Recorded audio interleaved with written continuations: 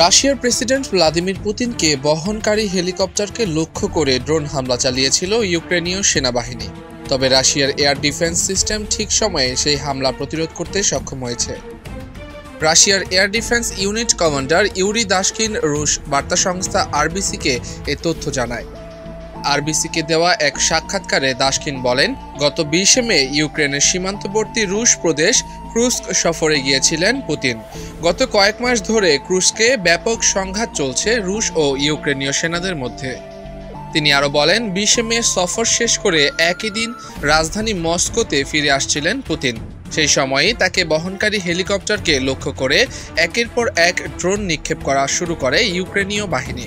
তবে রাশিয়ার air defence unit প্রতিটি ড্রোনকে লক্ষ্যবস্তুতে আঘাত হানার আগেই ধ্বংস করেছে। সেদিন ক্রুস্কের আকাশে 46টি ড্রোন ছুড়েছিল ইউক্রেনীয় বাহিনী। এটি ছিল পুরোপুরি অপ্রত্যাশিত একটি হামলা এবং এর মূল লক্ষ্য বা কেন্দ্র ছিল প্রেসিডেন্টকে বহনকারী হেলিকপ্টার। প্রতিটি ড্রোন লক্ষ্যবস্তুতে আঘাত হানার বেশ আগেই আমরা ধ্বংস করেছি। হেলিকপ্টারের গায়ে একটি আঁচড়ও লাগেনি। তিনি আরও জানিয়েছেন, গত 20 মে থেকে 22 মে পর্যন্ত রাজধানী মস্কো সহ বিভিন্ন শহরে সামরিক ও বেসামরিক স্থাপনাকে লক্ষ্য করে মোট 1170টি ড্রোন নিক্ষেপ করেছে ইউক্রেনীয় বাহিনী। তবে প্রতিটি ড্রোন লক্ষ্যবস্তুতে আঘাত হানার আগেই ধ্বংস করে ফেলায় রাশিয়ায় কোনো ক্ষয়ক্ষতি বা হতাহতের ঘটনা ঘটেনি।